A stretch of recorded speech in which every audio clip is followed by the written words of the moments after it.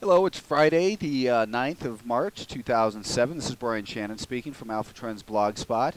And the market's closed for the week, so let's go ahead and take a look at the Nasdaq 100 Trust here on a weekly time frame. We see that the market came down to a level that should have acted as support last week, and we saw a little bit further weakness, but we did get a little bit of a recovery in there. And the market is still obviously in what could potentially be a lot of trouble here, I think. We've still seen this volume diminishing, although the last couple of days we've seen it rise each day a little bit. But we've had, this is today, the second day in a row where the market gapped higher and then sold off and closed, weaker than where it opened. The Nasdaq 100 lost 4 cents today, or 0.09%. Really not much to talk about in terms of the amount that it sold off, but it came up to this prior level of resistance. And also, if you take a look on the shorter term time frame, it's a little bit easier to see. Let's take a look at the 30-minute time frame. We'd been looking at some Fibonacci levels, and we're thinking maybe we'd get a bounce to a 50% retracement, which was up near this 43.80 area. So far, we've fallen just a little bit short of the 38.2% retracement, and the market did make a lower low here today, so that gives us reason for concern. When we look at the 10-minute time frame, you can see that we broke through the support from that $43 level that we'd seen over the last, since yesterday, and that was actually this level of resistance as well. But it was able to, so 42.90, let's call it. But this level in here has been important as far as resistance, then support. It broke down through that, but they were able to creep it back up in there. And right now, the market in the short term, I think, still remains. Well, it was slightly higher. We had these higher highs and higher lows. Now we've got a lower high and a lower low, and all these moving averages are crisscrossing. I'd say neutral at the very, very best, but the burden of proof here is definitely on the buyers. This market, I think, has the potential to fail pretty good, in particular if it gets below 42.65 or so. Getting below that level could bring about the next wave of selling that perhaps could see the market come down towards that rising 200-day moving average. So I still think that there's a lot of danger in the market.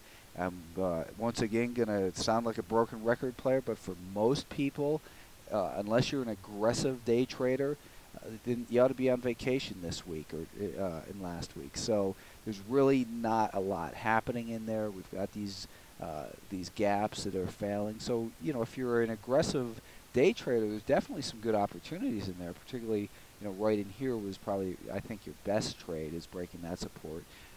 Looking at the 1 minute chart, you can see that the VWAP was declining pretty much most of the day, and the market rallied right back up to that level towards the end of the day. Looking at the S&P 500, let's start with the weekly time frame there as well.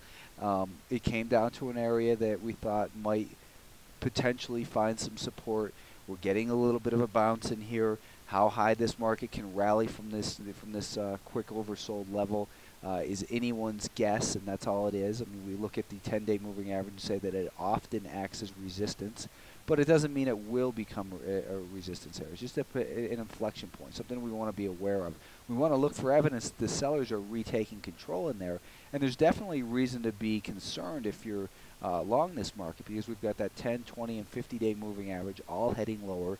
The 10's below the 20, the 20's below the 50, and they're all declining. So guilty till proven innocent on this time frame. This just looks like a counter trend rally. That is, we're in a downtrend, and it's just rallying up to find some potential resistance, maybe in this area, maybe it's the 50-day moving average.